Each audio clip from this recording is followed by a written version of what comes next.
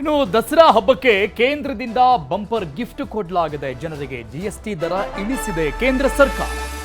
ಒಂದಲ್ಲ ಎರಡಲ್ಲ ಬರೋಬ್ಬರಿ 175ಕ್ಕೂ ಹೆಚ್ಚು ದಿನಬಳಕೆ ವಸ್ತುಗಳ ದರ ಇಳಿಕೆ ಆಗ್ತದೆ. ಯಾವುದೆಲ್ಲ ದರ ಇಳಿಕೆ ಅನ್ನುವಂಥದ್ದನ್ನು ನಮ್ಮ ಸ್ಕ್ರೀನಲ್ಲಿ ಕೂಡ ನೋಡ್ತಿದ್ದಾರೆ. ಹಾಲು, ಪನ್ನೀರ್, ಬ್ರೆಡ್, ಆರೋಗ್ಯ ವಿಮೆ, ಜೀವ ವಿಮೆ, ಜೀವ ರಕ್ಷಕ ಔಷಧಿಗಳು, ಮೆಡಿಸಿನ್ಸ್, ಈ ರೀತಿಯಾಗಿ 175ಕ್ಕೂ ಹೆಚ್ಚು ದಿನಬಳಕೆ ವಸ್ತುಗಳ ಇಳಿಕೆ. ಜಿಎಸ್ಟಿ ಇಳಿಕೆ ಹಿನ್ನೆಲೆಯಲ್ಲಿ ಬೆಂಗಳೂರಿಗರು ಫುಲ್ ಖುಷಿಯಾಗಿದ್ದಾರೆ. ಎಲ್ಲ ಕಡೆ ಖುಷಿಯಾಗಿದ್ದಾರೆ. ನಮಗೆಷ್ಟೋ ನಿರಳ ಆಯಿತು ಅಂತ ಹೇಳ್ಕೊಳ್ತಾ ಇದ್ದಾರೆ. ಕೇಂದ್ರ ಸರ್ಕಾರದಿಂದ ಒಳ್ಳೆಯ ನಿರ್ಧಾರ ಅಂತ ಜನ ಅಷ್ಟು ಖುಷಿಯಿಂದ ಸ್ವಾಗತ ಮಾಡಿದ್ದಾರೆ. ಈ ಒಂದು ನಿರ್ಧಾರವನ್ನು ಸಹಜವಾಗಿ ಜನರಿಗೆ ಖುಷಿಯಾಗಿದೆ. ಹಾಗಾದ್ರೆ ಈ ಬಗ್ಗೆ ಜನ ಏನು ಹೇಳಿದ್ರು, ಹೇಗೆ ಖುಷಿಯನ್ನು ಹಂಚಿಕೊಂಡ್ರು ನೋಡೋಣ. ಇಲ್ಲಂದ್ರೆ ನಮ್ದು ವಿದೌಟ್ ITC 5% ಟ್ಯಾಕ್ಸ್ ಇದೆ. ಅಂದ್ರೆ ಕೆಲವೊಂದು ಐಟಮಿಗೆ ರೇಟ್ ಕಡಿಮೆ ಆಗಿದೆ. ಯಾವುದು ಬೆಣ್ಣೆ ಇದಕ್ಕೆಲ್ಲ ರೇಟ್ ಕಡಿಮೆ ಆಗ್ತಾ ಇದೆ. ಅದು ಗವರ್ಮೆಂಟ್ ಅದನ್ನು ಕಡಿಮೆ ಮಾಡಿದೆ. ಒಂದಂತೇಳಿ ಹೇಳಿದ್ರೆ ಈ ರಾಜ್ಯ ಸರ್ಕಾರದ ಒಂದು ಇದರಿಂದ ಬೆಲೆ ಏರಿಕೆಯಿಂದ ಜನಗಳು ತತ್ತರಿಸಿ ಹೋಗಿದ್ದಾರೆ. ಅದಕ್ಕೆ ನಮಗೆ ಕೇಂದ್ರ ಸರ್ಕಾರ ಒಂದು ಒಳ್ಳೆ ಗುಡ್ ನ್ಯೂಸ್ ಕೊಟ್ಟಿದೆ. ಸೆಪ್ಟೆಂಬರ್ ತಿಂಗಳಲ್ಲಿ ನಮ್ಮ ಕೇಂದ್ರ ಹಣಕಾಸು ಸಚಿವೆಯಾದ ನಿರ್ಮಲಾ ಸೀತಾರಾಮನ್ ಅವರು ನಮಗೆ ಒಳ್ಳೆ ಒಂದು ಗುಡ್ ನ್ಯೂಸ್ ಕೊಟ್ಟಿದ್ದಾರೆ. ಸಾರ್ವಜನಿಕರ ಮೇಲೆ ಹೊರೆ ತಪ್ಪುತ್ತೇನೆ ಅಂತ ಅನಿಸ್ತದೆ.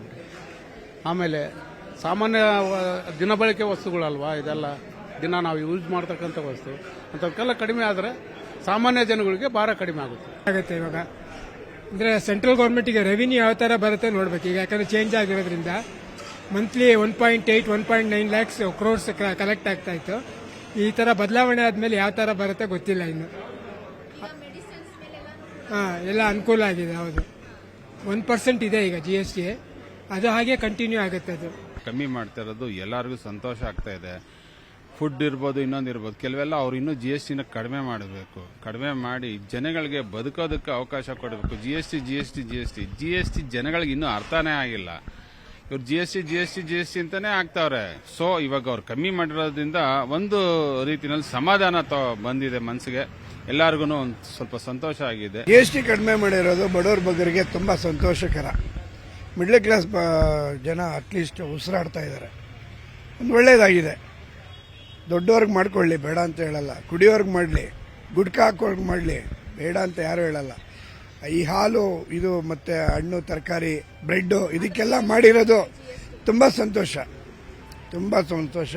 ಬಡವರು ಸ್ವಲ್ಪ ಅಟ್ಲೀಸ್ಟ್ ಬದುಕಕ್ಕೆ ಒಂದು ದಾರಿ ಆಗಿದೆ. ತುಂಬ ಸಂತೋಷ ಆಗಿದೆ. ಇದನ್ನೇ ಹಾಗೆ ಇನ್ನೂ ಸ್ವಲ್ಪ ಕಮ್ಮಿ ಮಾಡ್ಕೊಂಬಂದ್ರೆ, ಹೋಗ್ತಾ ಇನ್ನೂ ಸ್ವಲ್ಪ ಕಮ್ಮಿ ಮಾಡ್ಕೊಂಬಂದ್ರೆ ಎಲ್ರಿಗೂ ಖುಷಿ ಆಗುತ್ತೆ. 28ರಿಂದ 18 ತಗೊಂಡ್ ಬಂದಿದ್ದಾರೆ, 18ರಿಂದ 5 ತಂದಿದ್ದಾರೆ. ಭಾಳ ಖುಷಿ ಆಗ್ತಾ ಇದೆ. ಕೆಲವು ಐಟಮು ಡೈರಿ ಫುಡ್ ಇಲ್ಲೆಲ್ಲ ಕಮ್ಮಿ ಮಾಡಿದ್ದಾರೆ. ಹಾಲು, ಮೊಸರು, ಚೀಸು ಅದೆಲ್ಲ ಬರ್ತದೆ, ಅದು ಕಮ್ಮಿ ಮಾಡಿದ್ದಾರೆ. ಅದು ಭಾಳ ಸಂತೋಷ. ನಾವು ನಿರ್ಮಲಾ ಸೀತಾರಾಮನ್ ಒಂದು ಗುಡ್ ಶಾಪ್ ಅವರಿಗೆ. ಆಮೇಲೆ ಇನ್ನು ಈ ಬಗ್ಗೆ ಶಿವಮೊಗ್ಗದಲ್ಲಿ ಬಿಜೆಪಿ ರಾಜ್ಯಾಧ್ಯಕ್ಷ BY ವಿಜೇಂದ್ರ ಮಾತನಾಡಿದರು. ನರೇಂದ್ರ ಮೋದಿ ನೇತೃತ್ವದ ಕೇಂದ್ರ ಸರ್ಕಾರದಲ್ಲಿ ಹಣಕಾಸು ಸಚಿವೆ ನಿರ್ಮಲಾ ಸೀತಾರಾಮನ್ ಅಧ್ಯಕ್ಷತೆಯಲ್ಲಿ GST ಕೌನ್ಸಿಲ್ ಸಭೆ ನಡೆಯಿತು. GST ಸಂಬಂಧಿಸಿದ ಸ್ಲ್ಯಾಬ್ನಲ್ಲಿ ಐತಿಹಾಸಿಕ ಬದಲಾವಣೆ ತರಲಾಗಿದೆ. ಜಾಗತಿಕ ಸವಾಲುಗಳ ನಡುವೆಯೂ ಕೂಡ ಈ ನಿರ್ಧಾರವನ್ನು ತೆಗೆದುಕೊಳ್ಳಲಾಗಿದೆ. ಇದರ ಪರಿಣಾಮ ಅಗತ್ಯ ವಸ್ತುಗಳ ಬೆಲೆ ಇಳಿಕೆ ಹಾಗೂ ಉತ್ಪಾದಕರ ಕಷ್ಟಕ್ಕೆ ಸ್ಪಂದಿಸಲಾಗಿದೆ. GST ಜಾರಿ ಮಾಜಿ ಪ್ರಧಾನಿ ಮನಮೋಹನ್ ಸಿಂಗ್ ಅವರ ಕನಸಾಗಿತ್ತು. ಇದನ್ನು ನರೇಂದ್ರ ಮೋದಿ ಜಾರಿಗೆ ತಂದು ನನಸು ಮಾಡಿದ್ದಾರೆ. ಆದರೆ ಮೋದಿ ಕರೆದಿದ್ದ ಸಭೆಗೆ ಮಾಜಿ ಪ್ರಧಾನಿ ಮನಮೋಹನ್ ಸಿಂಗ್ ಹೋಗದಂತೆ ನೋಡಿಕೊಂಡ್ರು ಅಂತ ಟೀಕೆ ಕೂಡ ಮಾಡಿದ್ರು.